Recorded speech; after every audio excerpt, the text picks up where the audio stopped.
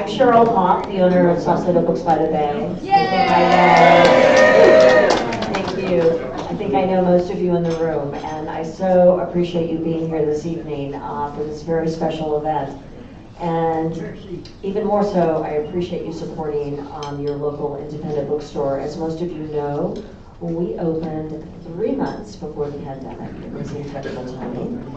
Remarkably, we are still here, but we've had to innovate and make some changes. The way people read books and buy books has changed, so we have innovated.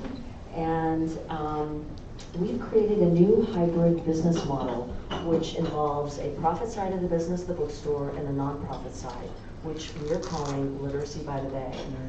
Everybody got one of these cards on their seat. We have them by the front door as well.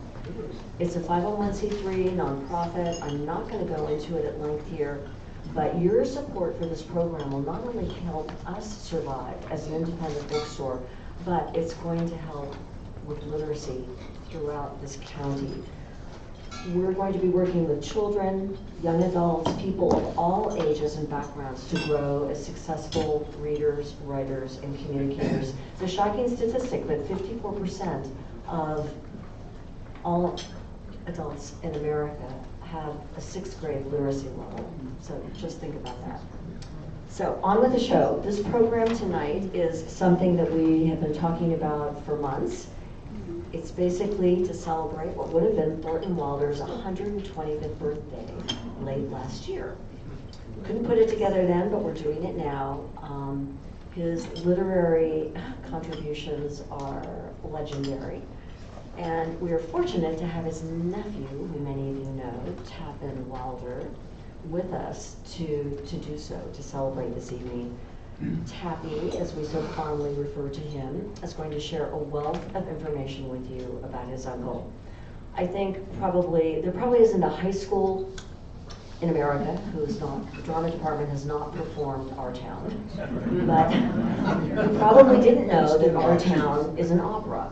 You're going to learn about that tonight.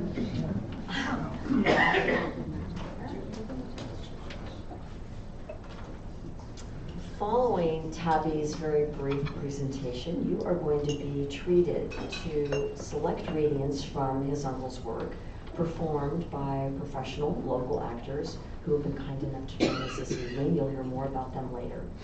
And before I introduce Tappan, I just want to do a big shout out to Jeff Sharash at the Spinnaker. He's the soundboard man this evening. I say this all the time, but Jeff is, in fact, he does more for this community than any other restaurateur, and he allows us to use his space. He is very active in the community on many boards and organizations, and just gives back more than anyone else. So I hope you all have dinner here tonight.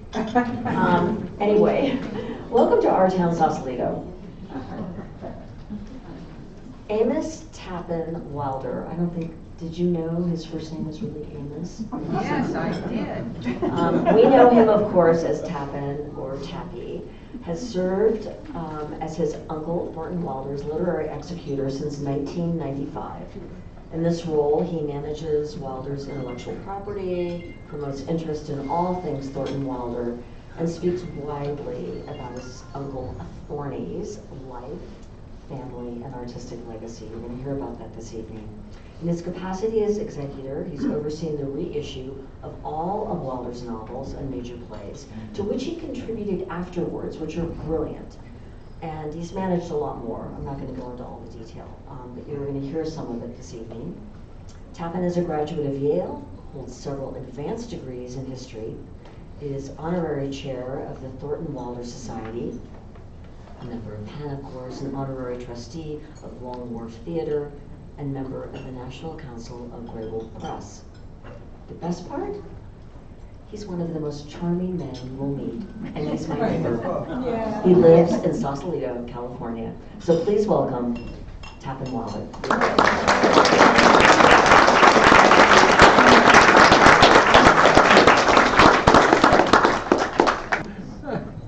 Oh boy, oh boy, oh boy.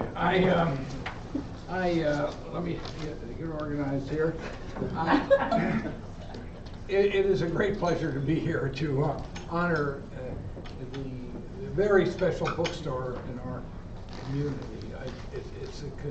It's a cathedral on the water. We're lucky to have it. I try to go in as often as I can, and I think this decision to add the 501c3 literacy by today is extraordinarily important. And Jeff Sarash, I've now met, and I'm prepared to elect him to sainthood for what he has done for so many people, and including now Thornton Wilder and Jeff and the wonderful staff of the bookstore. I'm thrilled to be here. I'm very pleased and delighted to see you all.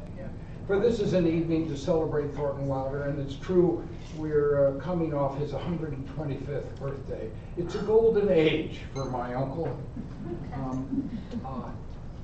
All of his major works are in print and in wonderful editions, and thanks to the legacy that he left in the Beinecke Library and elsewhere where it's been discovered, we put a great deal of material online or back in print to add to his remarkable record. I'm going to run very quickly through the kind of Wilders I know. We know him as a novelist, 7 of them, 6 of them bestsellers, and the one that wasn't is probably the one in print longest of all his books. 6 decades of work, from the first play he wrote as a 1-year student at a school called the Thatcher School, which he left promptly for Berkeley High School. And then in 1973, he died in 75, Theophilus North, his last novel, wonderful bestseller, which was made into a pretty good movie. So it was a long run. And the novel that made him famous is The Bridge of St. Louis Ray. Very briefly, it was the novel that changed his life. I didn't quite know what that was till I got into the archives and found that it was indeed true.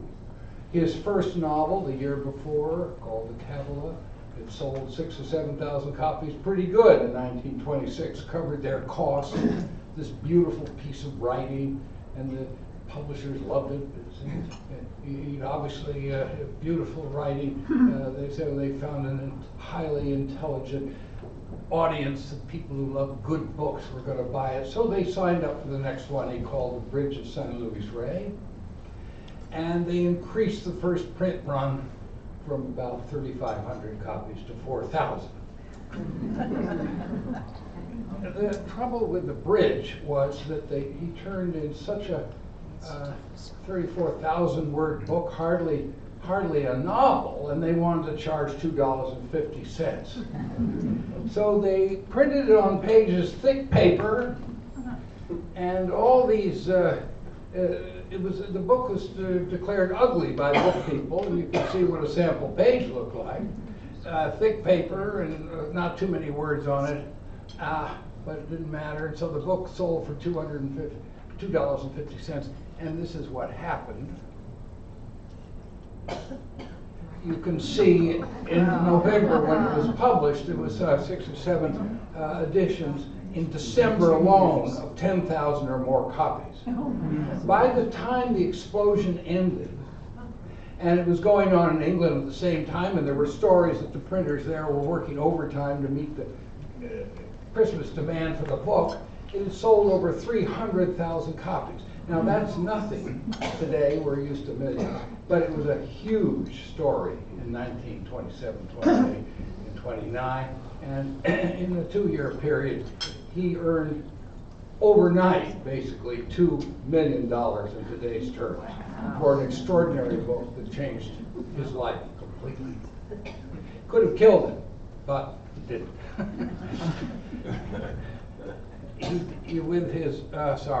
With his money, he did all sorts of things. This is not a lecture tonight. I've got to get through it fast. But one thing he did, he built a home for his family in Hamden, Connecticut, next to New Haven, with some of the proceeds of that book called The House the Bridge Built. 50 Deepwood Drive, those of you who know Connecticut. And this is the way it looks today, very much as it did when he built it. First home his mother had ever had of her own. And it became his home and basis, his legal basis, as it were. His office there is up there on the top on this home, which I raked a great many leaves and cleared a lot of stuff.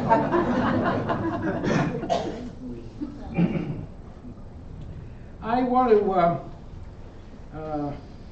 talk about various aspects of his life. That's not quite right.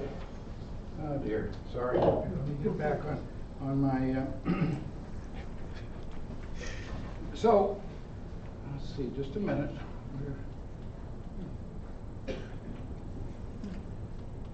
Is it Cheryl?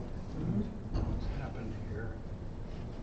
I don't know what did I haven't touched anything. Sorry. Okay, here we go. Yeah. Okay. Let me go back. Okay, so just fast forward. Yeah. Fast forward. I'm going to go to full screen view. Yeah. I don't know why it keeps jumping off full screen view, but Well, we'll get there one. yeah, there we go. All right. Okay, we'll see. We'll just go back. That's all right. This is Yeah, fine. there we go. He was also a translator. So he was a novelist, he was a translator. And his Doll's House, which was ran for Broadway and held the Broadway record for 60 years, had been completely lost, and it was a great pleasure to put that book back into print recently. That's an example of what he did. There are many more plays that he translated, which we'll be dealing with, and I'll occasionally be talking about the kind of work that still remains to be done in the life of this extraordinarily, this artist of so many varied and profoundly successful talents. He was an adapter, and that cuts both ways.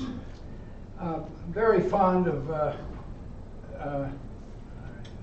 telling the story of how I found in the Beinecke Library at Yale, where the Wilder Archives is located, his half-finished modern adaptation of the Beau Stratagem. Now, those of you in drama know that famous English play, and he got halfway through it, gave it up to write instead, with the Second World War breaking out, he began to write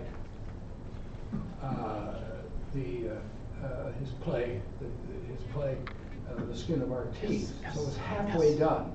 And then it was so funny. It was so funny. This is one of those Tom Jones stories, wonderful, bawdy innkeepers, evil highwaymen, the beaux, these rich London boys down on the luck looking for people to marry so they can get back to the gaming tables, all that wonderful stuff. And I was laughing so hard that in the reading room that this starchy woman reading medieval manuscripts came up and gave me a terrible tongue lashing. And I was on the board of the Beinecke Library. Extremely embarrassing. But it led to Ken Ludwig, well-known American playwright who knew the play well, finishing it. And it's out there now as Wilder and Ludwig's Beau Stratagem. And of course, along with adaptations, it cuts both ways. No greater adaptation exists than Hello, Dolly, done from The Matchmaker, 1962. There's not much to be said about the match. I'm sure, I hope you've all seen it. If you haven't, you certainly should.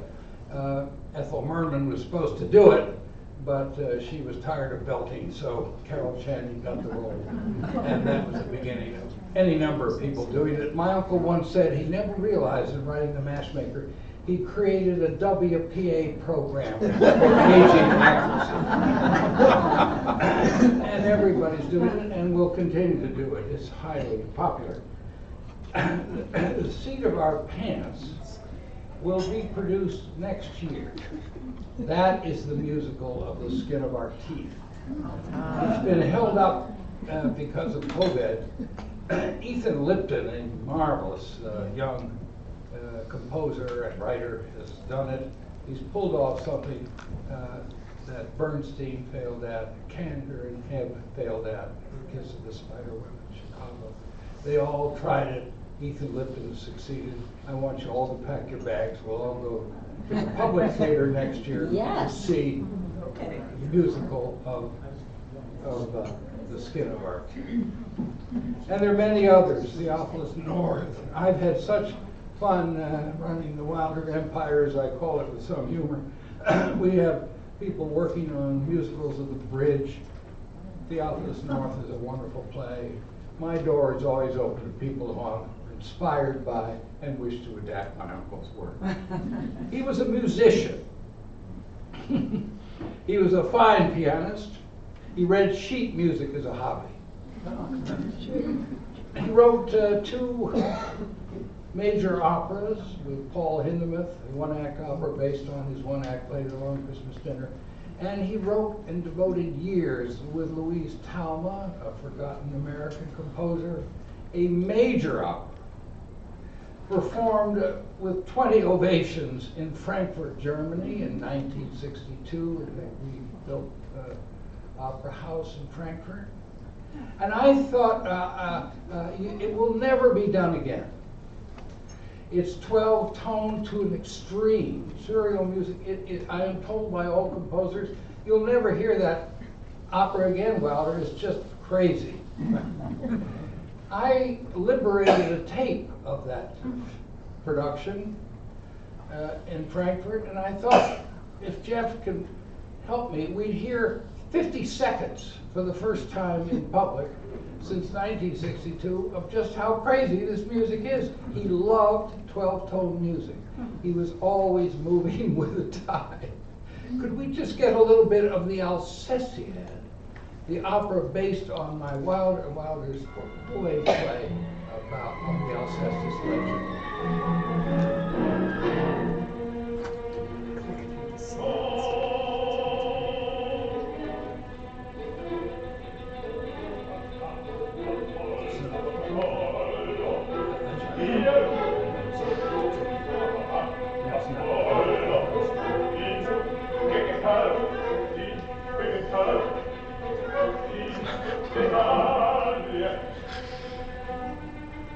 I think that's enough.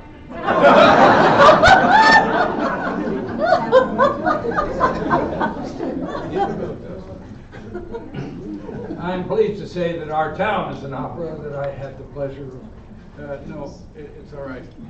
Okay, I'm just gonna get it. We're getting there. We're getting. We did in my leadership of Wilder. We have an opera of Our Town, and I was going to play some of that, but we're cutting it because we're going to move on.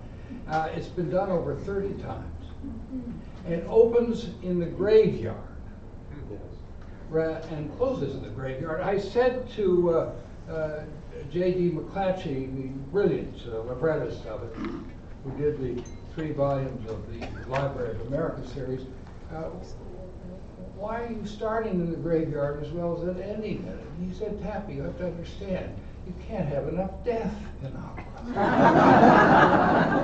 It's a beautiful opera, and Ned Rorem composed it, and there's a big production in Utah this summer if you want to go and see it.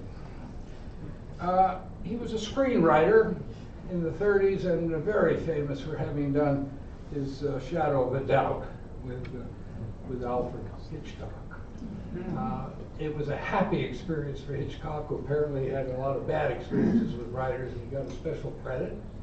And the Hitchcock fans are very fond of it. They're fanatics, I have to tell you. They write articles and even small books about this. One of the great roles that I was able to perform in my time as literary executor was to extract the original Wilder script from the studios. This involved, I like to say, who knows whom can speak to whom, and the state of the moon on a given night in 2 minutes. And we were able to extract that and publish it in the Library of America volume. And I'm told seriously that fans of the movie like to sit there with Wilder's copy of the script and boo and hiss And one was done by the writers who followed him and made some changes in what he said and throw popcorn at television. I've never done it myself, but I'm told that it really happened. He was an independent scholar with enormous hobbies, Lope de Vegas, plays, and he spent weeks, hours, months dissecting Finnegan's Wake. I have tried for 27 years to finish that novel, and I can't do it. But I have in my hand to show you the published correspondence between my uncle and another fan. It's about 800 pages, and you can use it, of course, as a doorstop if you can't deal with a novel. And it's a fascinating book, published, of course, in Dublin by the University Press in Dublin. He was a letter writer, and his collected letters are now in print. Part of the foundational work for any writer is to have a volume which gives a range of what he wrote. He wrote in the range of 12 to 15,000 letters. We have about 8,000 or 9,000 of them now. And from that, the book has come. He was an essayist and wrote nonfiction, and an expanded volume of that is now in the works. He was a teacher of French in Lawrenceville School, and then in the 30s, very successfully at the University of Chicago. And he was a public lecturer who gave over 200 public lectures, 144 under one contract and then all over. And he was an actor in his own plays in summer stock and for a while in our town for a couple of weeks on Broadway. He was a man who knew everybody. He was a marvelous conversationalist. He was a soldier who worked extremely, pulled every string he could to avoid writing for his country. He said, "I will not write for my country, I will fight for my country." And in the Second World War, the brief First World War experience, was in force intelligence, a real officer was in on the planning of the bombing and the bombing campaign into Italy and that part of the war, and was in North Africa and came home, obviously not frontline duty, but came home and exhausted and very tired, honorable veteran who said, "I will never write anything in my life that doesn't reflect what I learned in the war." And he was a traveler who traveled over 200 days a year from his base in New Haven to get away from nephews asking him stupid questions and scholars seeking his opinion of what do you think of Hemingway, his friend. Of course, he knew everybody. Once even 2 years, nearly 2 years, living in Douglas, Arizona, Phelps Dodge copper smelting town in 1962-64, seeking quiet and peace, and to invite his creative soul. And he was my uncle. There are no pictures of, I don't have a lot of pictures of myself with Thornton. Here is one I do have.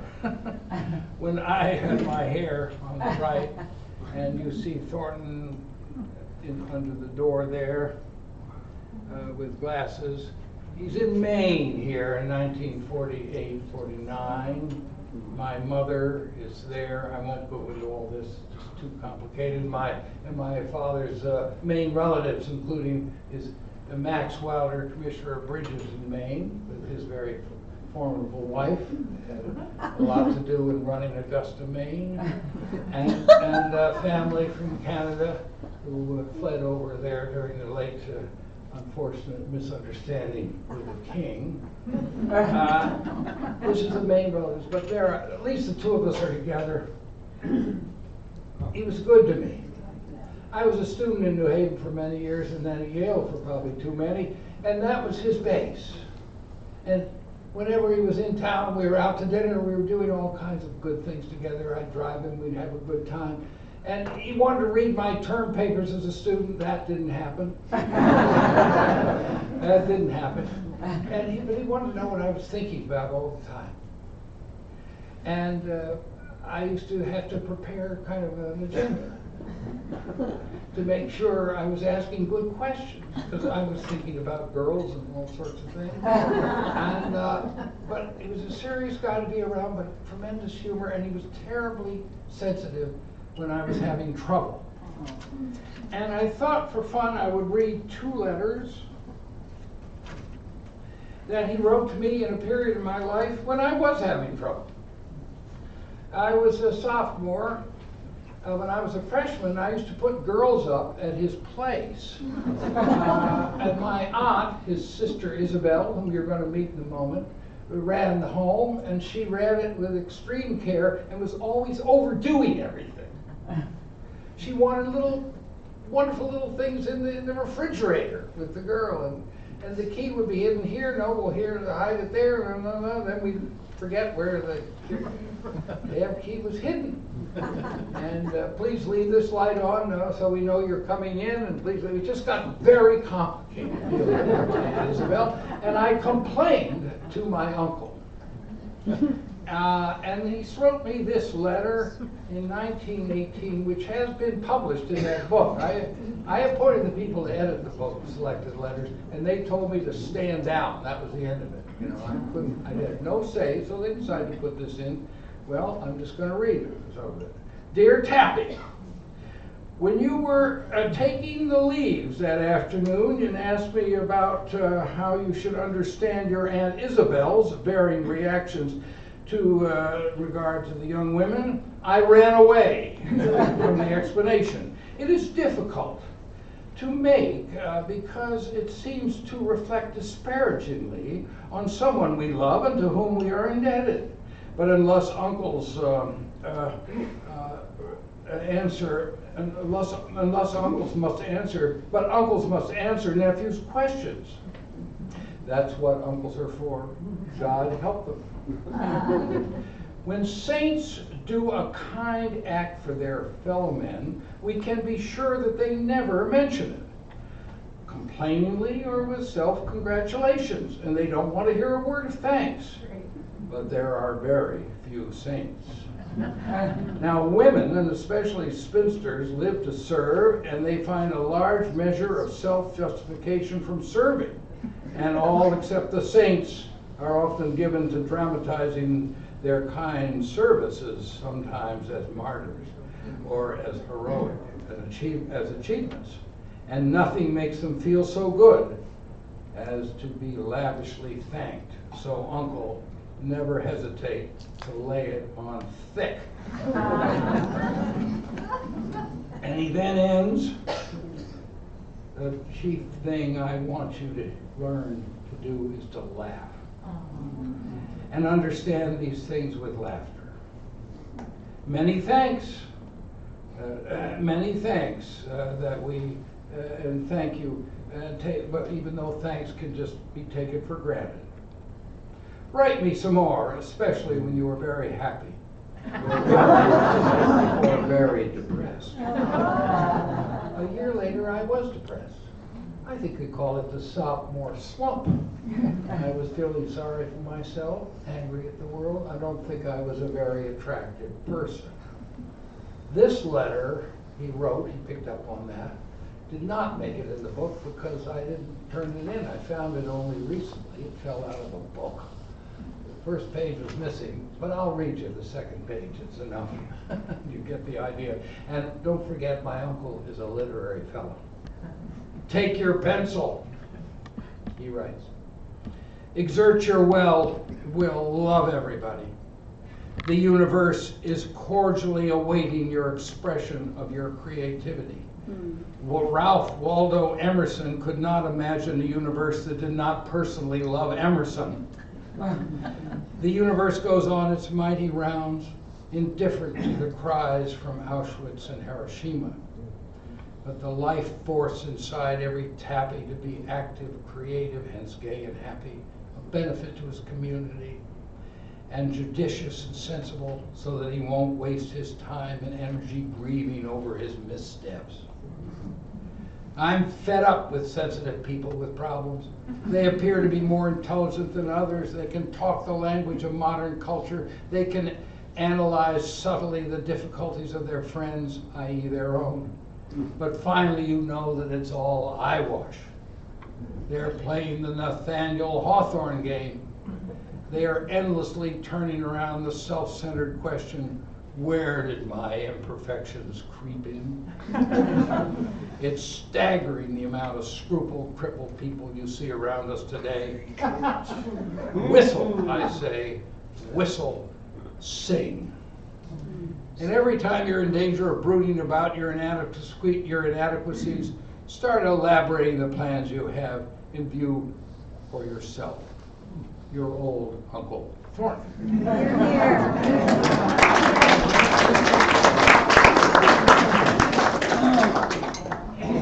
Well, that was a little personal touch. There are great moments of time. I could go on, but we're just going to move along here. I think it's worth saying that having lived with my uncle now for 27 years, a huge amount of research in his life, I also realized what a wonderfully lonely, creative, but lonely man he was. Eddie Niven, who did he never married. Was he gay? There's a recorded, rather unpleasant night with one man, Sam Stewart, an important figure in the history of gay culture, who had a night with Wilder. We don't know. Penny Niven, who wrote the definitive biography, had access to materials never before seen and looked like great, looked hard for everything. There's so much we don't know. A deeply closeted man who knew everybody was buoyant, but was lonely. And I have that sense, I've come to understand somebody who wanted the individual who can stand outside and look in and see us all clearly because of his position. Really an extraordinary man. Her favorite picture, which she included in the biography, was this.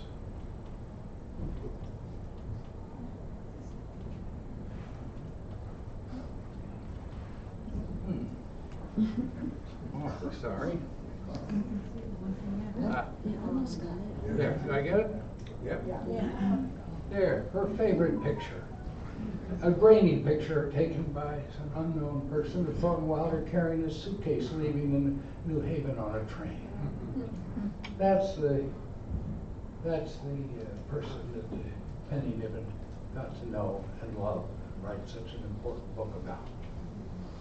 Well, anyway, I think of him as the eyes on the wall for all of us, for the way we lived, and writing his stories to tell about it. Quickly about the family, very quickly. I've got to learn to use this. There we are.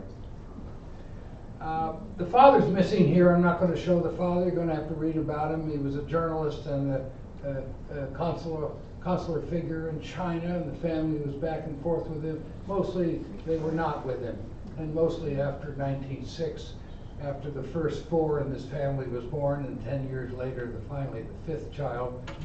We see them here in Berkeley, 1910 on Dwight Way, not far from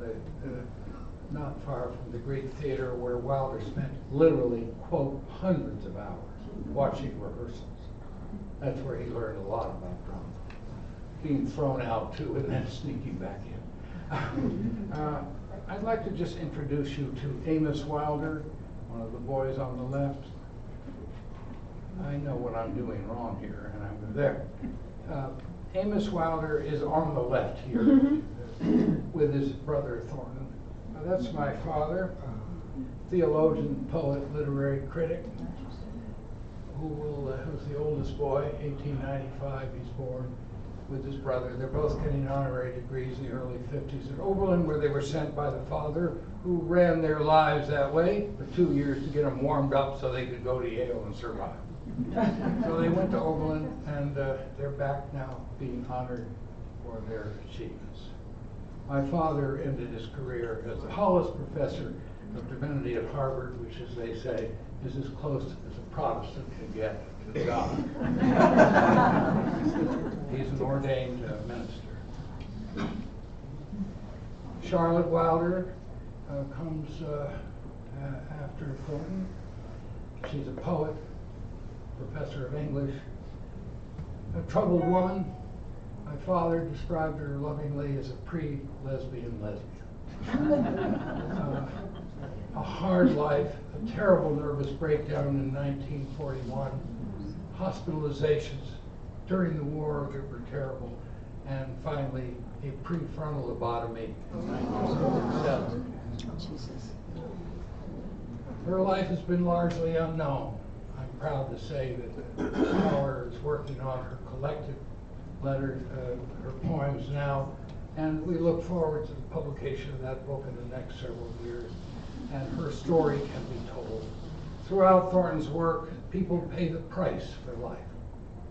He took care of his sister the rest of her life until she died in Brattleboro, Vermont, at the retreat. I used to visit her there often, several times a year. Extraordinary woman. I might say just one little footnote. In the Beinecke Library, where the Wilder archives, there was one box that was closed until 2026. And in it, we hope to find a document that vanished, the 300-page typed autobiography called I Remember, the story of her family from her point of view, which vanished and vanished. And I'm afraid was destroyed by somebody who knows. Families have secrets. Waving a wand or two, we got it open last year. With high hopes, it turned out to be my Uncle Thornton's grade books from his teaching.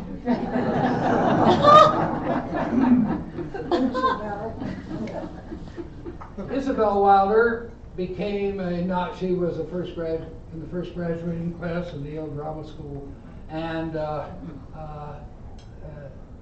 became a novelist, 3 important novels in the 30s that did well, but then gave it up to take care of her brother, to take care of the house, and became, in a sense, his wife, in that sense.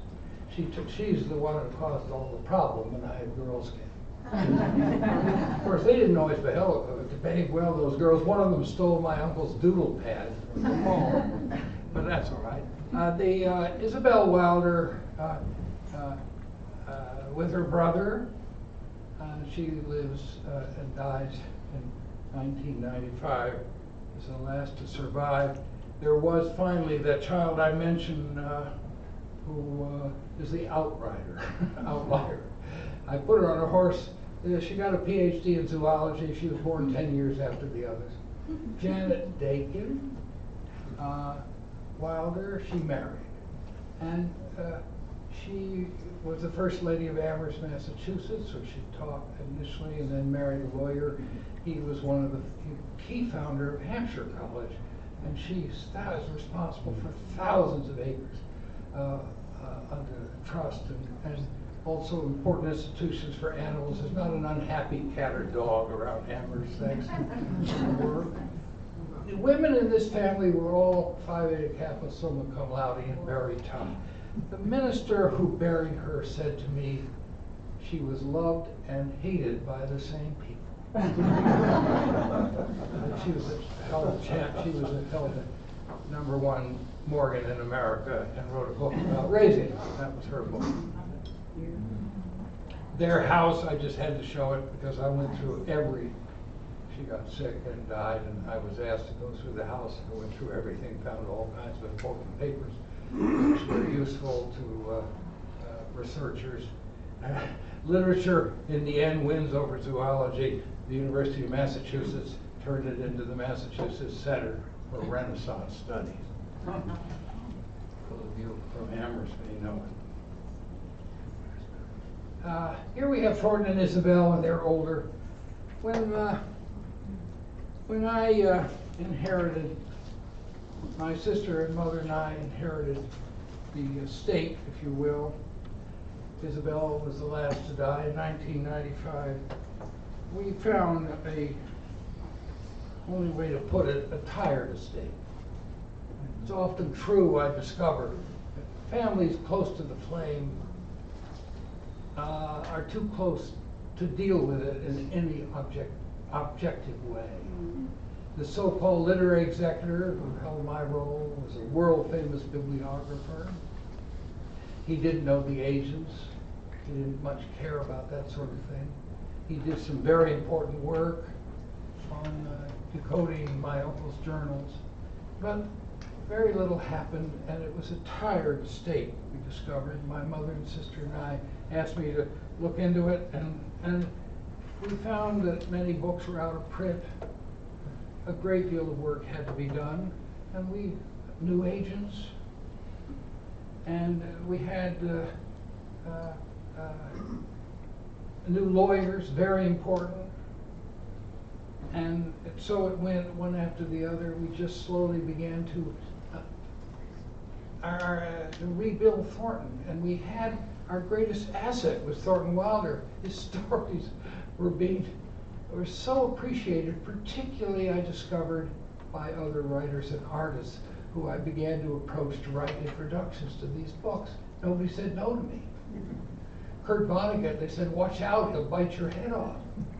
He couldn't have been more enthusiastic. He wanted to write about Wilder. Russell Banks did the same thing. Young Chris Buckley. One after the other, I felt spoiled. And I poured myself into the back of the books, and my mother and sister said, keep going. And here suddenly the literary executor is having some success. And we had a lot of luck because I found an extraordinary number of archives that had never before been seen by anybody. Hundreds of his letters, never found before. And moved them into the basement in Maryland where I live, and I was absolutely amazed to find that when I turned them all over to Yale several years ago now, Yale had to hire somebody for 2 years to archive them. So I had these extraordinary resources to deal with. And then there was a Wilder Society beginning. The scholars were getting interested in Wilder again, and they made me honorary president. Yes, I'm very glad to serve. And so I found myself dealing with scholars I could actually talk to. And then had some luck too. There was a stamp, the Thornton Wilder stamp, on the 100th anniversary of his birthday. And everybody was licking Thornton.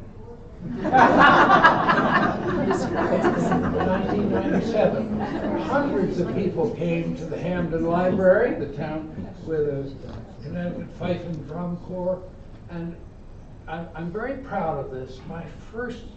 One of my first major successes as literary executor was I asked Carol Channing to come lick the first stamp.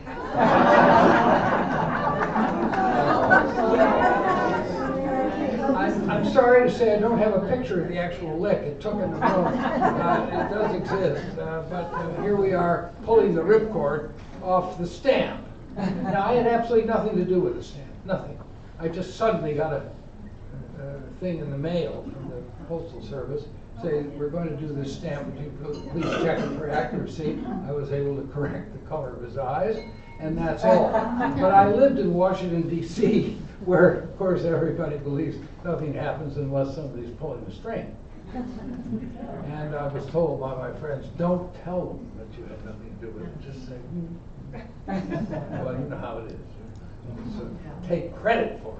But Thornton Wilder deserves all the credit for that wonderful stamp. And my job has been to restore him to the record, and to do the second thing is to make sure that all the foundational works, the first-class biography, the letter books, all those things are in place so that people will stumble over Wilder and enjoy his writing. I would like to just end with a little bit about our town. And you can't talk about, we go from stamp to our town, you can't talk about this. But our town actually closed after 336 performances. That wasn't the Wilder record. The matchmaker would set that with over 100 more. But in the first 20 months after it closed, I found in his legal files 10 legal-size tissue paper with simply the copy of the towns where it was done and the dates of the first 20 months. Those are samples of those pages. Nearly 700 communities performed Our Town in 1939, 1940. And that was the beginning of the Our Town we know, which was done everywhere, somewhere, every night in this country. Now, I'd like you all to sing with me. It's 7 o'clock, and I'm going to have 3 minutes. It's going to be really fast. I want you all to sing with me the song from the stage musical with Frank Sinatra, Eva Marie Saint, and Paul Newman. The famous song, which is love and marriage goes together like a horse and carriage. Love and marriage goes together like a horse and carriage. This, I tell you, John, you can't have one without the other. We're going to sing that, and if you don't really put your heart into it, I may make you sing the second verse. So let's do it. Love and marriage goes together like a horse and carriage. This I tell you, brother, you can't have one without the other.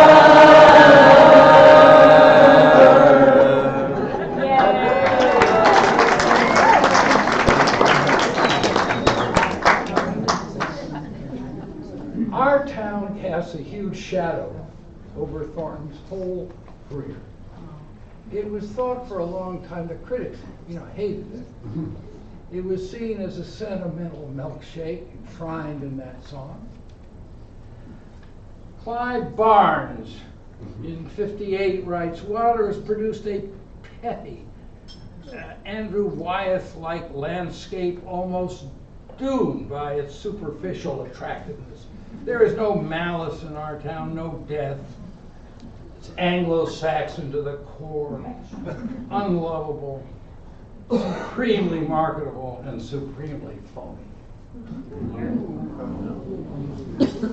At the turn of the last century, Howard Stein, a theater educator who was one of my kitchen cabinet advisors, wrote this about Our Town.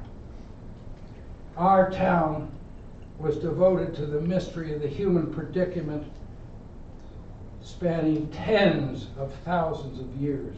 In production, however, its savage irony was tamed to the scale of a moving and yet unthreatening domestic drama, and the stage manager comes across as a Pepperidge Farm man.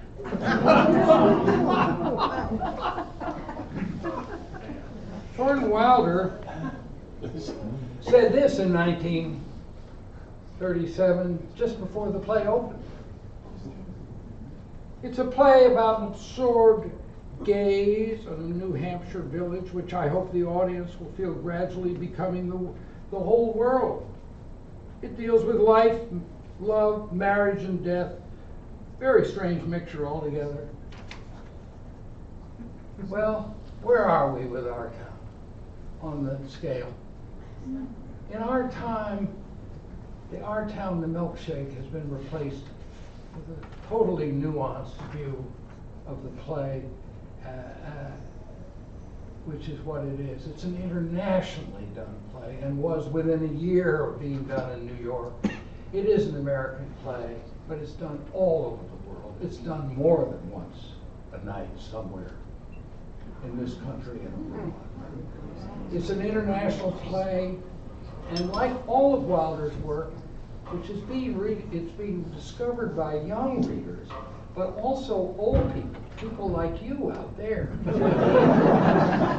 who knew him as a young person, perhaps in school, but have, in what I call my unwritten history of the literary executor, a gee, I never knew chapter, and realize the depth of his love of people, but the harsh way he looked at the truth of how we are and still try to find things to honor and believe in and celebrate, all stemming from the little things in life which build into something very great under the stars.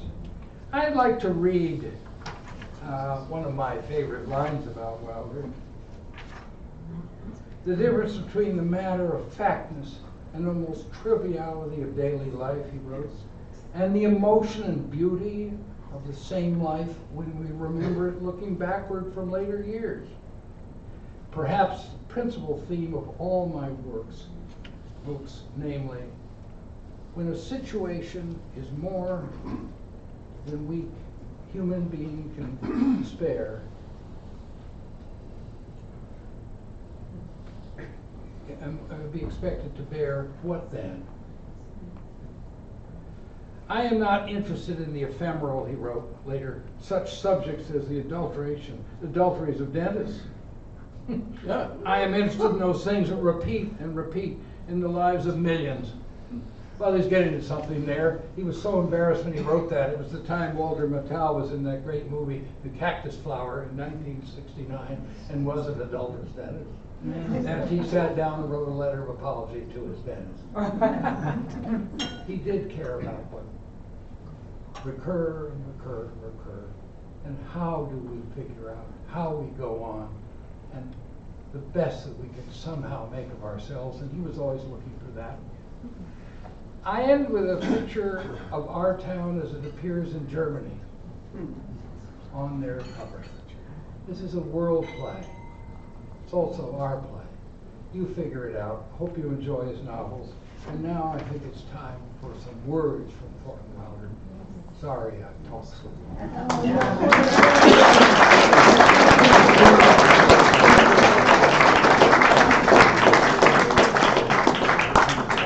It's my pleasure to introduce 4 actors. You have the program. You can read their details. If they would kindly come up. I don't have the program. Here's Molly Noble, College of Marine. Denny, where's Denny Holahan? I've known since he was an undergraduate at the school in New Haven. Speaker, who I met on the street in Sausalito, California. I'm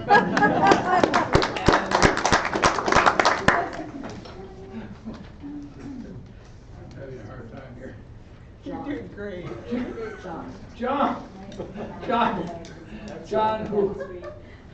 John is extraordinary. He is actually adapted one of my Uncle Thorny's novels. Don't feel embarrassed that it hasn't been made into a movie. Hollywood is floating with film treatments of Wilder's works that have not been made into movies. They nibble at you all the time. I feel like Swiss cheese, and they never happen. Maybe next year. We're awfully glad you're here. Thank you, John.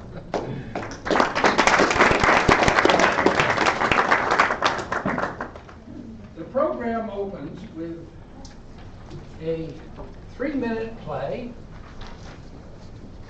I'm just going to turn this on. One of my uncle's 3-minute plays, written in 1928. Less than a year after publishing The Bridge, Wilder published his first book of drama called The Angel That Troubled the Waters. And it contains 16 3-minute plays called playlets, each featuring 3 actors and a 4th to read the stage directions.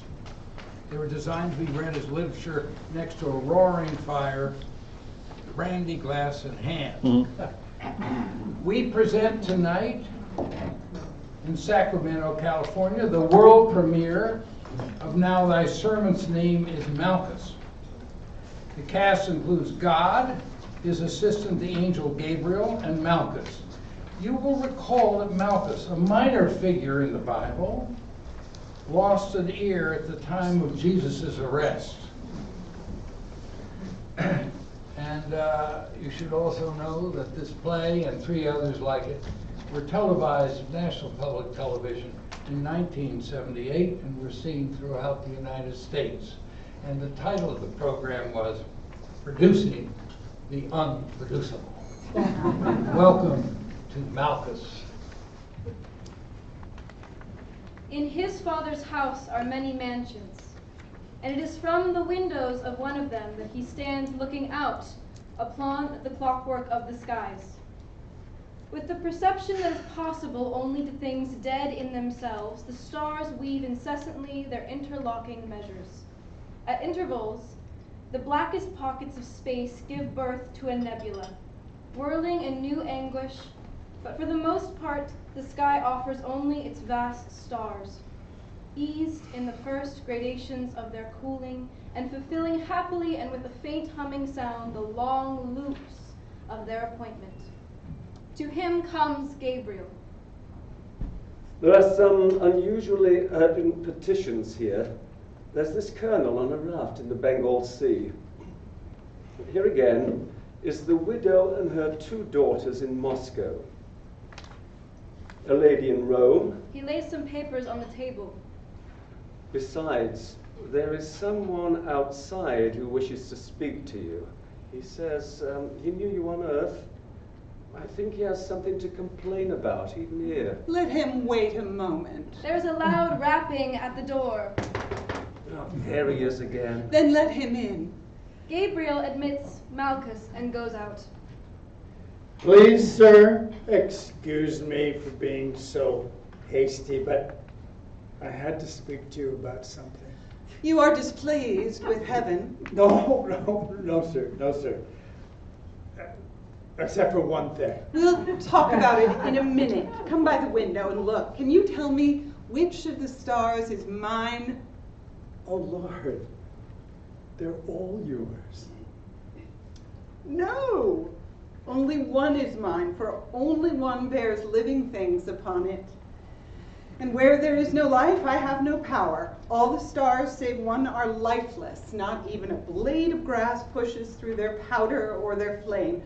But one of them is so crowded with event that heaven itself scarcely is able to attend to its needs. But you're not interested. Well, I mean, it was so long ago that I was there, you know, and I mean, that I really can't be expected. I mean, my children's children haven't been there for a very long time. I cannot be very interested since I'm so happy here, see? And yeah, I except for one thing, and if I should, but I'd like to see it again. I mean, which one is it? There. See? Oh yeah. And see where it floats for a moment out of a green mist? If your ears were accustomed to it as mine are, you would hear what I hear, the sigh as it turns around. Now, what is it you want of me? Well, as you know, I was the high priest's servant in the garden when, you know, you were taken, and so it's hardly worth. It's not. It's No. Speak out. Okay. So, and one of your fellows took out his sword and cut off my ear. Yes. Yeah, well, it's hardly worth mentioning, but most of the time, Lord, we're very happy up here. We are. I mean, nothing really disturbs us at all when we're playing our games, but whenever someone on earth thinks about us, we are aware of it. And pleasantly or unpleasantly, a sort of something comes over through our mind, and because I'm in your book, you know, someone is always reading about me and thinking about me for a moment, and in that middle of my games, I I feel it, and you know, especially at this time of season when your death is this time, and no moment goes by. I mean, every moment there's something. I'm aware that something's happening. They're thinking about me, and what they think is that I'm ridiculous. I see. And you want your name to be erased from the book? Oh, yes, sir, please. I thought you would just, you know, just the pages where it comes up, just that space, if you could just blank it. Now that you've come here, everything that you wish is granted to you. You know that. Oh, God, thank you, sir. Thank you, thank you, thank you. But stay a minute. This season, Malchus, a number of people are thinking of me too. Well, yes, Lord, I mean, as they should, and it's good and great, yes. No, but Malchus, I am ridiculous too. No. Ridiculous. Because I suffered from the delusion that after my death I could be useful to men.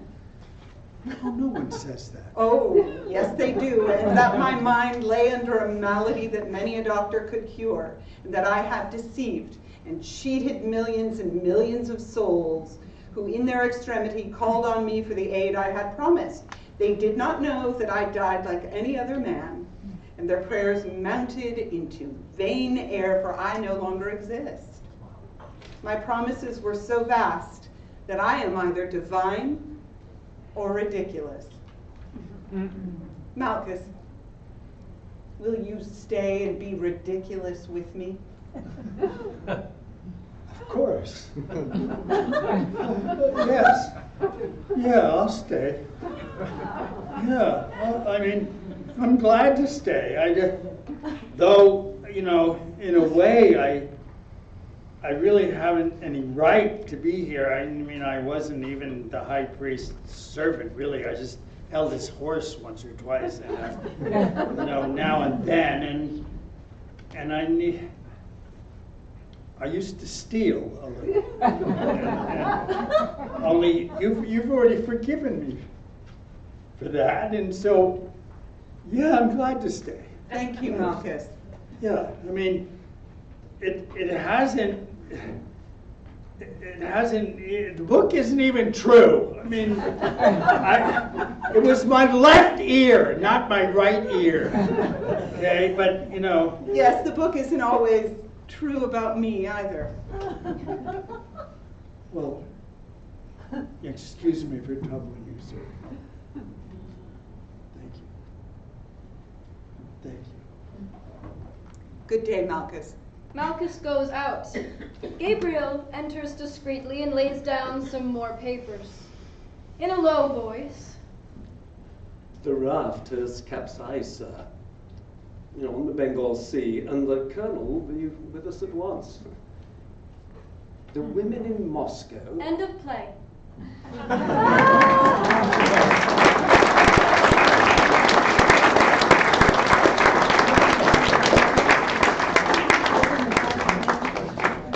San Luis Rey, 1927. Yeah.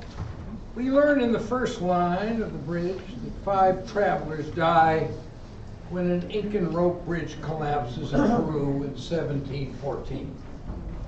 A Benedictine brother is burned at the stake by the Inquisition for exploring the question of whether God's design is mere chance or God had a hand in the deaths. In the last words of the novel, the abbess, Madre Maria, who devotes her life to orphans, the poor, and the sick, is reading to a room of the sick people. She's thinking, and their names are mentioned, of those who have died on the bridge and the survivors who love them. But it is the author's voice that concludes the story. Tony Blair read these words at a service in New York for the citizens of Great Britain who had died in 9/11. Donna Clara stood in the door as the abbess talked to them, the lamp placed on the floor beside her. Madre Maria stood with her back against a post. The sick lay in rows, gazing at the ceiling and trying to hold their breaths. She talked that night of all those out in the dark. She was thinking of Esteban alone. She was thinking of Pepita alone, who had no one to turn to, for whom the world perhaps was more than difficult, without meaning. And those who lay in their beds there felt that they were within a wall that the abbess had built for them. Within, all was light and warmth, and without was the darkness they would not exchange even for a relief from pain and from dying. But even while she was talking, other thoughts were passing in the back of her mind. Even now, she thought, almost no one remembers Esteban and Pepita but myself. Camila alone remembers her Uncle Pio and her son, this woman her mother. But soon we shall die, and all memory of those fives will have left the earth. And we ourselves shall be loved for a while and forgotten. But the love will have been enough. All those impulses of love return to the love that made them. Even memory is not necessary for love. There is a land of the living and a land of the dead, and the bridge is love, the only survival, the only meaning.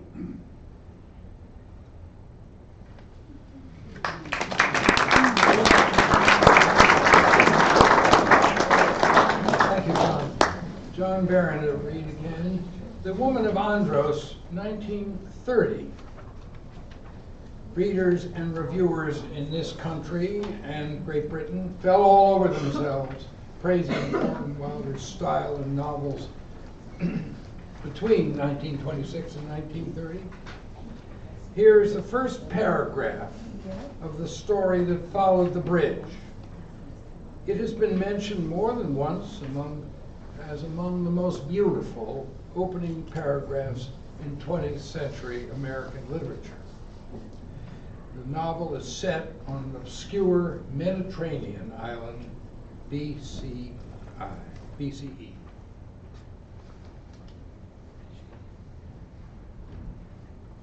The earth sighed as it turned in its course.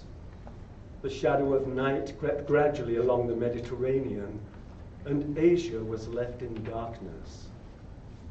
The great cliff that was one day to be called Gibraltar held for a long time a gleam of red and orange, while across from it the mountains of Atlas showed deep blue pockets in their shining sides.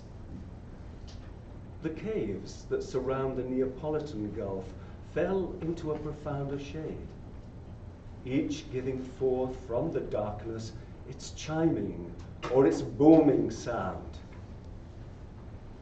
Triumph had passed from Greece, and wisdom from Egypt, but with the coming on of night they seemed to regain their lost honors, and the land that was soon to be called holy prepared in the dark its wonderful burden.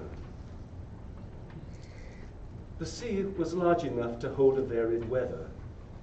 A storm played about Sicily and its smoking mountains, but at the mouth of the Nile the water lay like a wet pavement. A fair trickling breeze ruffled the Aegean, and all the islands of Greece felt a new freshness at the close of day.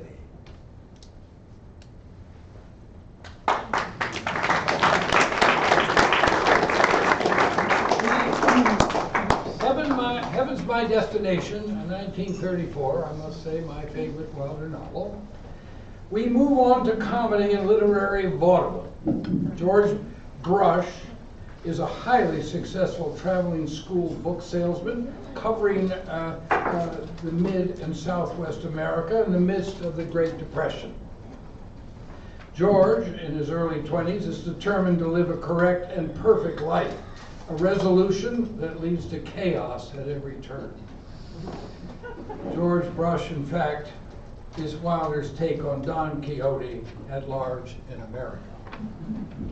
We meet George here in a police station in Armenia, Oklahoma. Trying to live up to Gandhi's belief in voluntary poverty, he has been arrested after refusing to accept interest on his withdrawal of his $500 check in the town's bank. Mr. Southwick is the flustered president of the bank.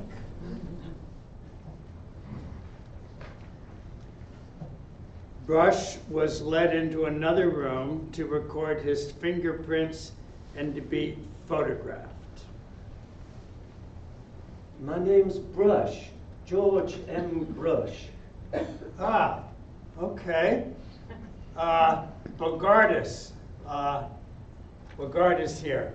I didn't catch it. Well, Bogardus, Jerry Bogardus. Yeah. Jerry Bogardus, in case you are interested, was a retired policeman with a kind disposition and a dreamy, fumbling manner. A shock of long gray hair fell into his eyes. Okay, kindly step up here in front of this glass. Give me your thumb. Put it right there on that pad. Okay, good, good. It's fine weather we're having, right? Oh, it's fine. It's fine. Outside. Yeah. Okay, your thumb is right there. Put it slightly on this. Okay, that's good. That's the ticket. That's right. Just, all right. You know, you should not be, don't feel guilty about this business, Mr. Brown. It is just a form we gotta go through, see, and it don't mean anything. They send these here prints to Washington where there are 85,000 others. Some of them belong to sheriffs and some mayors too. Yes, sir, and I wouldn't be surprised if there are a few senators. But anyway, now the other, we gotta do the other thumb now. Okay. Yeah, that's it. All right. Let's get, right there. Okay, good. Now, let me ask you, that's the ticket. We had this done. Have you ever had this done before? No. The other town I was arrested in, they didn't seem to care about it.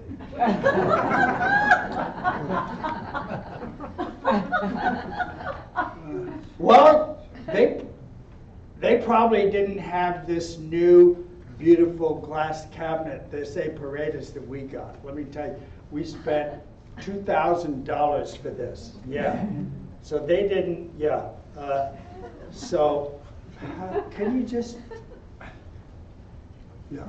Yet that thumb's not very clear, Mr. Boharis. I think we should do it again. I don't think so. Look, yeah, no, look, that thumb is, it's good. It's good, and Yes. it's clear enough. It's not only is it clear enough, but look at those spirals. Do you see those spirals in it? Do you see that? Yes. Okay. You know, that stands for good character. Those are the finest spirals I've ever seen. And people say that those spirals mean good character. Yeah. They do. Yeah. Yeah, that's what people say anyway. I mean, look, now we'll take your picture, okay? We're going to take your picture. Okay, so you just, yeah. Wait a minute. Do I got, okay. Let's see here. We ought to do this here. You want to do that? Okay, sorry. Okay. Yeah, yeah, come on now. Into the light so I can read my script. Okay. So there we are. Now, I think they will take your picture, and then we'll put your head right here in this frame. Bring forward. Put your head right, okay, right there. That's, now look at me. Right there. Right there. Okay. All right, that's good. Okay, now, that's the ticket. You know, it's funny about these fingerprints, isn't it? Yeah, I don't know. I mean, you could have 1 billion fingerprints and there would never be 2 alike. Isn't that amazing? That's wonderful. Yeah, yeah. Well, okay, got to do the picture. Wait a minute. Okay, you in the frame? Oh my God. Okay. Yeah. Ready? Yeah, do you want me to smile now, Mr. Bahadas? What? Do you want me to smile now, Mr. Bahadas? Well, no, we don't. No, we don't usually. No, we don't smile. We don't smile here in this kind of. No smiling. No. Okay. Well, I suppose you've seen lots of criminals in your day. Mr. Oh, Bahadas. I see. Look, you wouldn't. I mean, I have vertillion more people in this room. People who killed their folks and killed their wives and stabbed and poisoned their wives and then had spat on the floor. You wouldn't believe what I've seen now. Look, but now we gotta get your. Now we gotta get the side. Okay, that's it. Look over. And come on over here so I can see. There. That's it. Right there. Okay. Okay. Right now look. Yeah, I've seen a lot of. May I inquire? Can I ask? What do they think you did wrong? Well, I didn't do anything. I just told a bank president that banks were immoral places and they arrested me. Oh, you don't say. Okay, just chin up here. Good, now no, chin, no. A little bit. Okay. All right. Okay. Now, listen. Listen, Mr. Brown.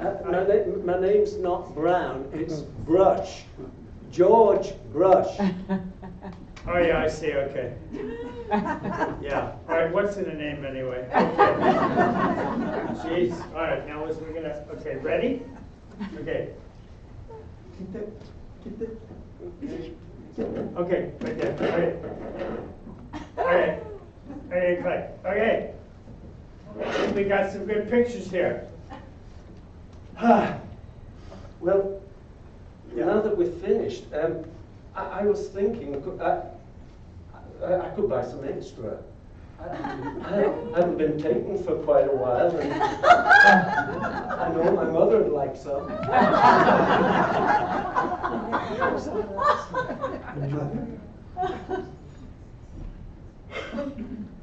Okay, look, I don't think it shows a good spirit to make fun of this work, Mr. Brown, and I can tell you I don't like it. I mean, in 15 years here, nobody's made fun of me doing this. Not even the murderers. They don't do that. But believe me, Mr. Bahadas, Yeah. I wasn't making fun of anything. I knew you made good photos, and that's all I thought about. Yeah. Yeah, okay. All right. Okay, so Mr. Bahadas maintained an angry silence. And when Brush was led away and refused to return the greeting, the chief of police, Mr. Southwick, who's also the president of the bank, I guess, Mr. Southwick and other dignitaries were in earnest conference in the other room. When Mr. Brush was led into the warden's office, he said, I still don't think what was wrong with the things I said, Mr. Southwick. I can't apologize for a mistake I don't understand. I can see that you might feel hurt because I haven't a very high opinion of the banking business. But that's not a thing you can put me in prison for, and it's not a thing I can change my mind about either. Anyway, all I ask is for a fair trial and I think I can clear myself in half an hour. And I hope there are as many people in the courtroom as possible, because in these depression times, a lot of people ought to know what Gandhi thinks of money.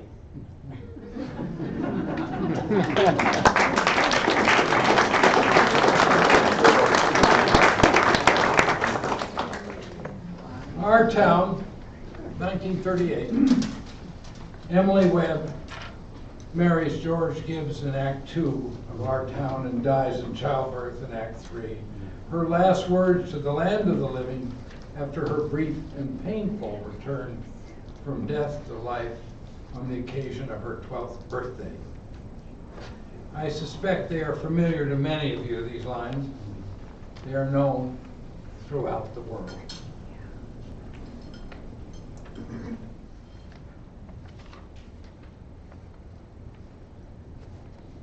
Take me back up to my grave. But wait.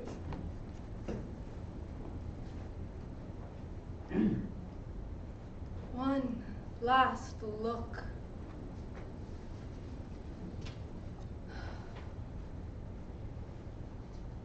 Goodbye. Goodbye, world. Goodbye, Grover's Corners. Mama and Papa. Goodbye to the clocks ticking. And Mama's sunflowers. And food. And coffee. Goodbye to ironed dresses and hot baths and sleeping and waking up. Oh, Earth, you're too wonderful for anybody to realize you. Do any human beings ever realize life while they're living it? No. The saints and poets, maybe. They do some.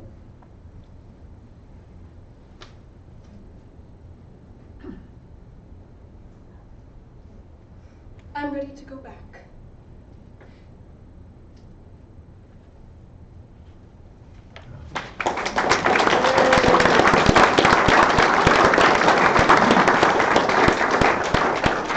Skin of Our Teeth, 1942, Act 1.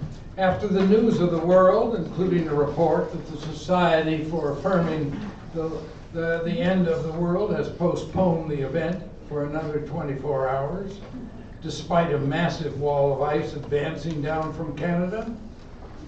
The Skin of Our Teeth opens with Lily Sabina, the maid, doing the living room in the home of George and Maggie Antrobus. It's located at 216 Cedar Street in Excelsior, New Jersey. The Antrobuses have been married for 5,000 years, have 2 children. Mr. Antrobus, a Manhattan commuter, has invented the alphabet and the wheel. Poor Sabina, everything begins to go wrong, very wrong.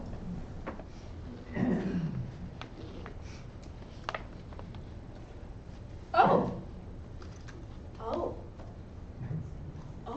6 o'clock and the master's not home yet. Pray God nothing serious has happened to him crossing the Hudson River. If anything happened to him, we would certainly be inconsolable and have to move to a less desirable residence district. The fact is, I don't know what'll become of us. Here it is, the middle of August, and the coldest day of the year. It's simply freezing. The dogs are sticking to the sidewalks. Can anybody explain that? No? But I'm not surprised. The whole world's at 6s and 7s, and why the house hasn't fallen down about our ears long ago is a miracle to me. A fragment of the left wall leans precariously over the stage. Every night, the same anxiety as to whether or not the master will return home safely, whether he'll bring home anything to eat. In the midst of life, we are in the midst of death. Truer words were never said. The fragment of scenery flies up into the loft. Of course, Mr. Antrobus is a very fine man, an excellent husband and father, a pillar of the church, and has all the best interests of the community at heart. Of course, every muscle tightens every time he passes a policeman, but what I think is there are certain charges that ought not to have been made. And I think, I may add, ought not to be allowed to be made. We're all human, who isn't? Mrs. Antrobus is a fine woman, as anyone could hope to see. She lives only for her children, and if it would be of any benefit to her children, she'd see the rest of us dead at her feet, without turning of a hair. That's the truth. If you want to know anything more about Mrs. Antrobus, just go and look at a tigress, and look hard. As to the children, well, Henry Antrobus is a real clean-cut American boy. He'll graduate from high school one of these days, if they can make the alphabet any easier. Henry, when he has a stone in his hand, has perfect aim. He can hit anything, from a bird to an older brother. Oh, I didn't mean to say that. But it certainly was an unfortunate accident, and it was very hard getting the police out of the house. Mr. and Mrs. Antrobus's daughter's name is Gladys. She'll make some good man a good wife someday if he'll just come down off the movie screen and ask her. So, here we are. We've managed to survive for some time now, catch as catch can, the fat and the lean, and if the dinosaurs don't trample us to death, and if the grasshoppers don't eat up our gardens, we'll all live to see better days, knock on wood. Each new child that's born to the Antrobuses seems to them to be sufficient reason for the whole universe to be set in motion. And each new child that dies seems to them to have been spared a whole world of sorrow. And what the end of it will be is still very much an open question. We've rattled along hot and cold for some time now, and my advice to you is to not inquire into why or whither, but to just enjoy your ice cream while it's on your plate. That's my philosophy. Don't forget that a few years ago we came through the Depression by the skin of our teeth. One more tight squeeze like that, and where will we be?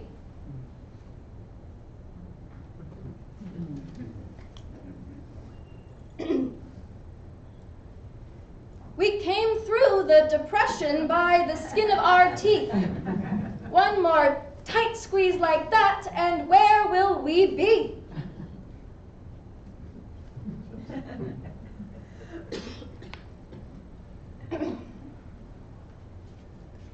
Oh, 6 o'clock and the master is not home yet. Pray God nothing has happened to him crossing the Hudson. Here is the middle of August and coldest day of the year. It's simply freezing. The dogs are sticking. One more tight squeeze like that, and where will we be? Just not make something up. Make something up, invent something.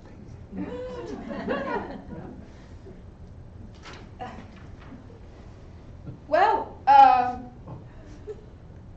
this certainly is a fine American home. Everybody is very happy. And I can't invent any words for this play, and I'm glad I can't. I hate this play and every word in it. As for me, I don't understand a single word of it. All about the troubles of the human race, Well, there's a subject matter for you. Besides, the author hasn't made up his silly mind as to whether we're all living back in caves or in New Jersey. And that's the way it is, all the way through. Oh, why can't we have plays like we used to have? Christmas at Pemberley, Top Girls, slave play, good entertainment that you can take home with you. I took this hateful job because I had to. For 2 years, I have sat up in my room on a sandwich and a cup of tea a day, waiting for better days in the theater. And look at me now. I, who have played Amanda Wingfield, Cleopatra, Lady Macbeth, God in heaven.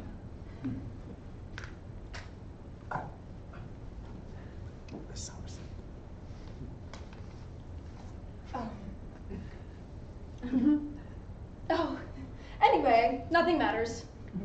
It'll all be the same in 100 years.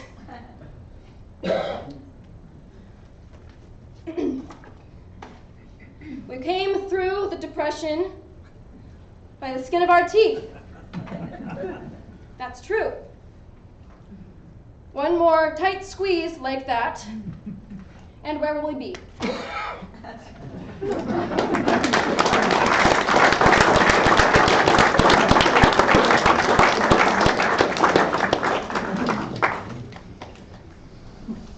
Act 2 of the skin of our teeth. As we draw to the end now, we find George and Maggie Antrobus attending the anniversary convocation of the great fraternal order of the ancient and honorable order of mammals, subdivision humans in Atlantic City, New Jersey. George is the president and acting very badly with the Atlantic City Beauty Contest winner. Facing the audience and the sea,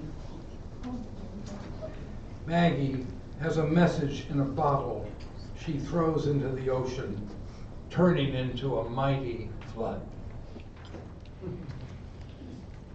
It's a bottle, and in the bottle's a letter. And in the letter is written all the things that a woman knows. It's never been told to any man, and it's never been told to any woman. And if it finds its destination, a new time will come. We're not what books and plays say we are. We're not what advertisements say we are. We're not in the movies, and we're not in the radio. We're not what you're told, and we're not what you think we are. We are ourselves. And if any man can find any one of us, he'll learn why the whole universe is set in motion. And if any man harm any one of us, his soul, the only soul that he's got, had better be at the bottom of that ocean. That's the only way to put it.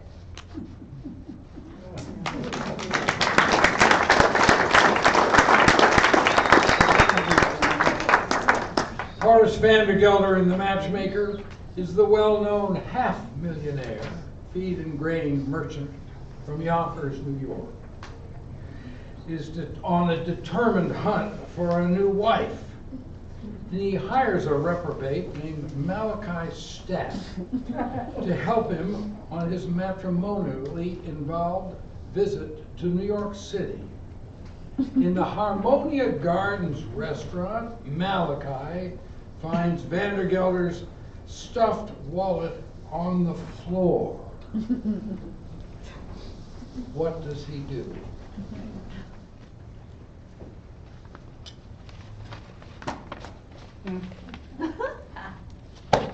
Ha! You're surprised? You're surprised to see me getting rid of the money so quickly? Huh? Let me explain it to you. There was a time in my life where my chief interest was picking up money that didn't belong to me. That's right.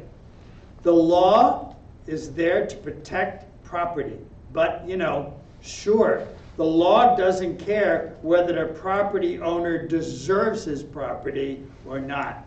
In this country, There are plenty of people engaged in correcting the law. That's right.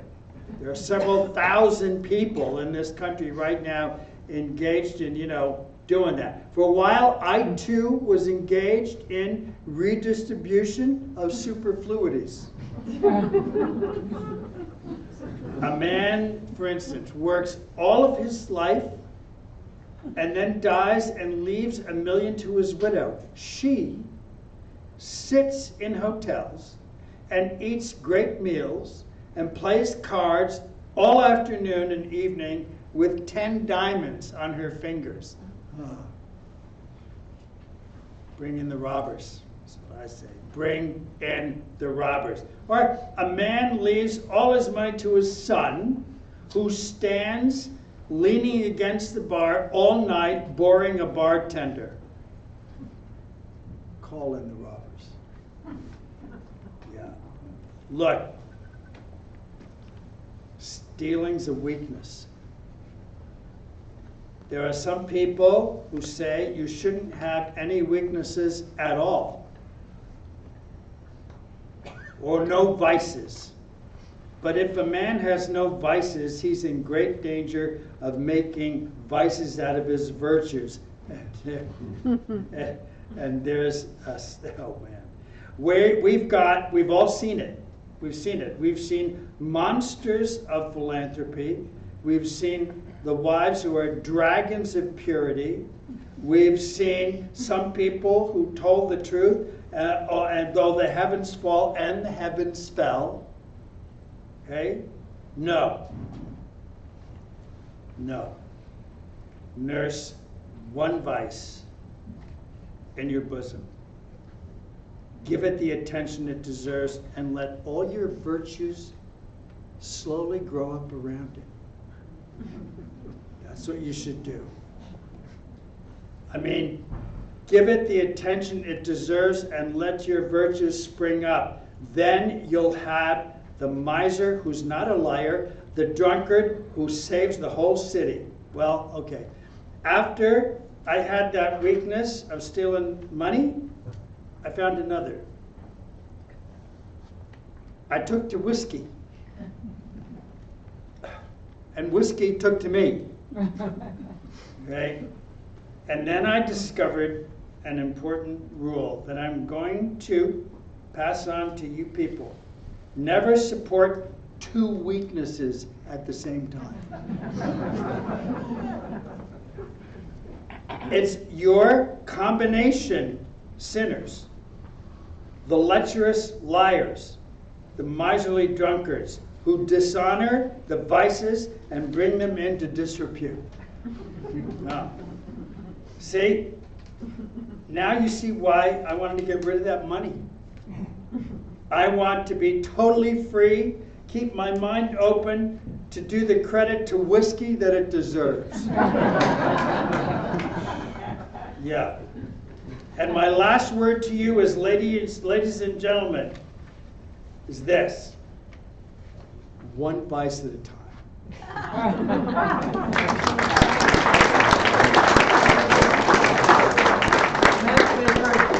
Act 4, Horace Vandergelder doesn't have a chance in the hands of the widow, Dolly Gallagher Levi, as she explains to the audience near the end of this farce that set Wilder's Broadway record. Ephraim Levi, I'm going to get married again, Ephraim. I'm marrying Horace Vandergelder for his money. I'm going to send his money out doing all the things you taught me. Oh, it won't be a marriage like we had, but I shall certainly make him happy. And Ephraim, I'm tired. I'm tired of living from hand to mouth, and I'm asking your permission. Ephraim, will you give me away?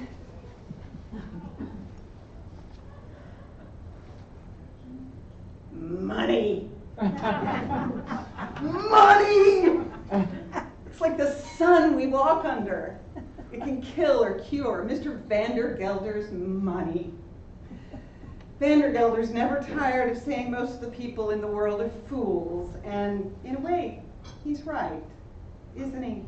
Himself, Irene, Cornelius, and myself. But there comes a moment in everybody's life when he must decide whether he'll live among human beings or not, a fool among fools or a fool alone. As for me, I've decided to live among them. I wasn't always so. After my husband's death, I retired into myself. Yes, in the evenings, I'd put out the cat, I'd lock the door, and I'd make myself a little rum toddy, and before I went to bed, I'd say a little prayer, thanking God that I was independent, that no one else's life was mixed up with mine. And one night, after 2 years of this, an oak leaf fell out of my Bible. I placed it there on the day my husband asked me to marry him. Perfectly good oak leaf, but without color, without life. And suddenly I realized that for a long time I had not shed one tear, nor had I been filled with the wonderful hope that something or other would turn out well. I saw that I was like that oak leaf, and on that night, I decided to rejoin the human race. Yes, we're all fools, and we're all in danger of destroying the world with our folly. But the surest way to keep us out of harm is to give us 4 or 5 human pleasures that are our right in this world. And that takes a little money. The difference between a little money and no money at all is enormous, and it can shatter the world. And the difference between a little money and an enormous amount of money is very slight, and that can also shatter the world. Money. I've always felt money, pardon my expression, is like manure. It's not worth a thing unless it's spread about, encouraging young things to grow. Anyway, that's the opinion of the second Mrs. Vandergelder.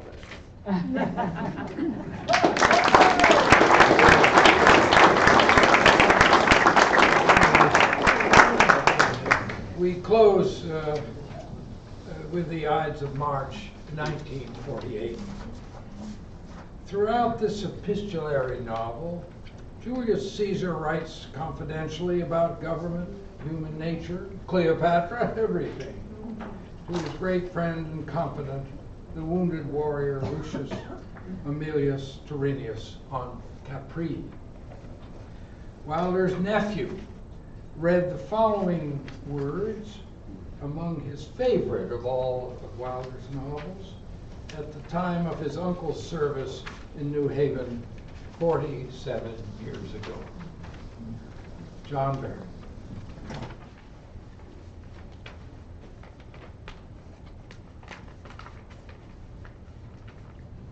The mind is easily wearied and easily frightened, but there is not limit to the pictures it makes.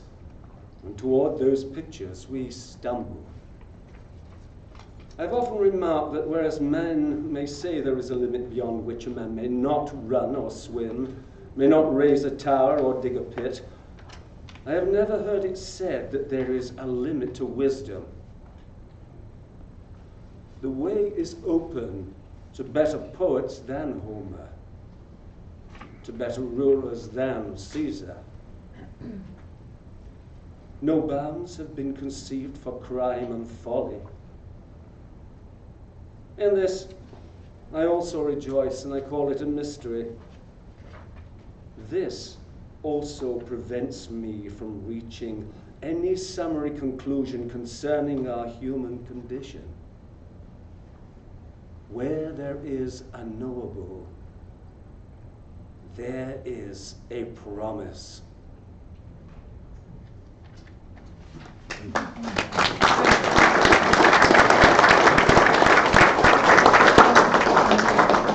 I know we're over. We're here to probably probably almost, perhaps I don't know whether we have questions or not, Madam Chairman. How do you feel about this? Yeah. Should we just... A few questions, and first of all, thank you for the most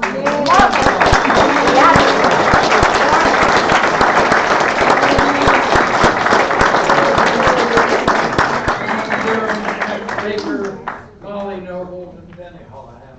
Bless you all.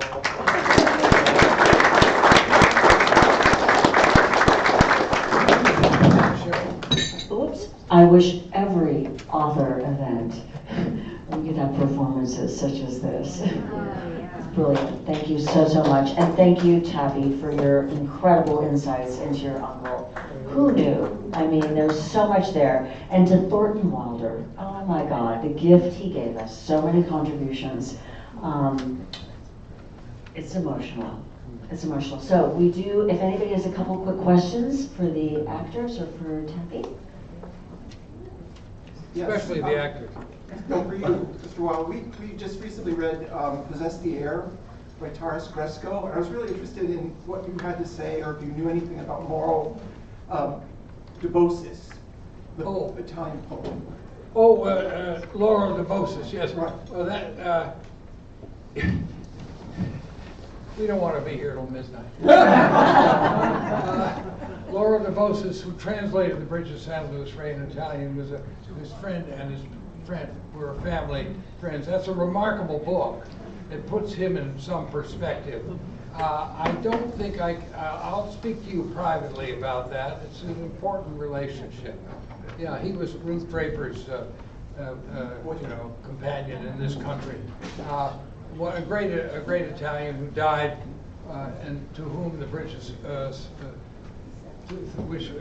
Thornton Wilder dedicated the novel to him. Yes. The beginning of a long story, sir. Any other questions? Okay, I'm just going to put a plug in. Coincidentally, next month, March 14th, the book club that I host at our store is reading The Kabbalah and the Woman of Andros, which I had never picked up as a young girl, and it is so incredibly divine and luscious and amazing, both these stories. And with luck, Mr. Tappan Wilder will be with us to discuss this further. So this is a great book. I hope you can join us. All of his books are great. And now, one last huge thank you to Tappan Wilder.